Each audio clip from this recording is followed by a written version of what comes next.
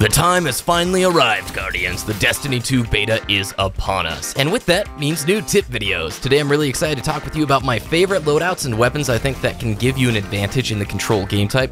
And we are going to talk about the control game type as well as this new map, all the different ability changes, because a lot has been shifted from Destiny 1. And if you're not shifting your strategies as well, I fear you're going to get left behind in the dust. I'll also share today my impressions of the beta thus far. So buckle up, Guardians, we did it. The Destiny 2 beta is here. Thankfully, Bungie gave us a lot of options in this beta. There are plenty of great weapons that you can use to success in this beta. For the control game type, I really like the Better Devil's Hand Cannon because it allows you to control mid to close range sight lines. However, that Better Devil's Hand Cannon falls very short on the longer sight lines that you need to control. Endless Vale, which is this particular map, has two sections, sort of this tight inner middle area, and the outside lanes, which are these longer sight lines. These longer sight lines, you're not going to be able to control with the Better Devil's Hand Cannon. The damage fall off is just too great. And that's why my #1 recommendations for players this week is the Nightshade Pulse Rifle. This Pulse Rifle is very reminiscent of the original Hawksaw from Year 1, you see it right here. It's capable of killing at a very fast pace, it's forgiving, its recoil is fairly easy to use, and most importantly, it lets you lock down sight lines. This map is all about holding AB or CB and forcing the enemies through choke points that they don't want to go through. If you control this outer ring that we're controlling right now, the enemy only has one option, and that is to go straight through the middle, and those 90-degree sight lines lend themselves to easy ability kills that you can save your grenades for. I also want to recommend for everybody on the heavy weapon side or the power weapon, the Fusion Rifle is insanely strong. Not only is it strong, you get 6 pieces of ammo with it when you pull a power weapon pull. That is nuts. That is awesome. Check this out. Oh, I like that little sticky, and we pull back in here with the pulse rifle. Also, a great combo that I've been using, you'll see it throughout today's gameplays, is the Nightshade Pulse Rifle is my primary, and an auto rifle secondary. Don't sleep on auto rifles in this beta. They're really strong, and can actually land kills at some decent ranges. Be very aware that the Scathe Lock is a fantastic weapon, as is the Deathstalker auto rifle.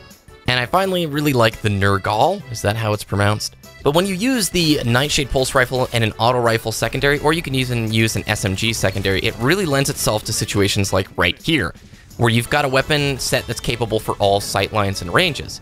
Also, when you're using Dawnblade, if you do your little dodge ability in the air, it actually gives you some upward momentum, so you basically can stay floating super high above the enemy for a long time. But be aware that little dodge ability does use up your super bar. So if you spam it, you're going to run out much faster than you normally would.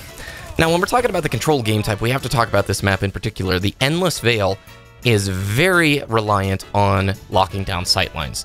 Positioning is key, but more than ever, I would argue that working with your team is critical, maybe even more so than Destiny 2 from what I've noticed thus far. Once you hold 2 control points, it is much easier to trap the enemy in their spawn than it is to actually try and break the trap on yourself. What I mean by that is, let's say I hold AB, it's much easier to keep track of the enemy and prevent them from capping than it is to try and re-slay them and take. This is a lot like Capture the Flag from Halo in the sense that you have to slay before you take. If you come to the B Hill and the enemy has it and you haven't slayed 1 or 2 of them, you're going to struggle massively. I also want to point out the spawns flip way more often in Destiny 2 control than they did in the original Destiny 1 control.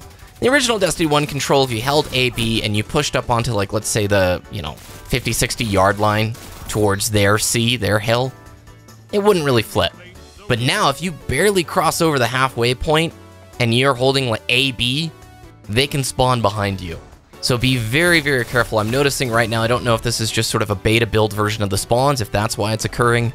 But that's something to just be super cautious of, that spawns are flipping regularly, and if you push just a little bit too much, you may throw off a good setup.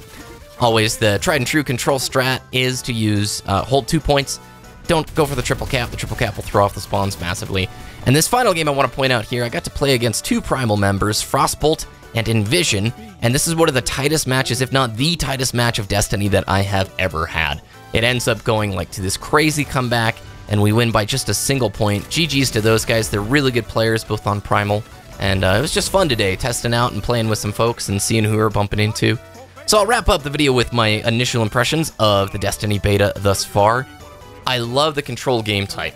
I really think the changes that they have made has made it a far, far less ability-heavy game and more focused on gunplay.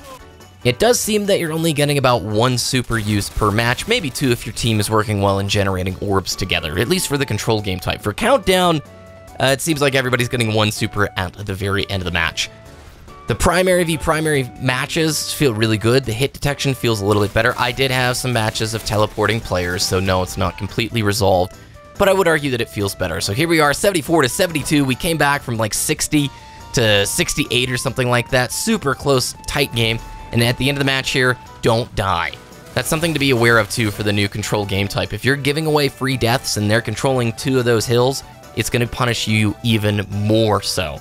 So treat it kind of like a team deathmatch in Halo mixed with a positional domination style Call of Duty game type.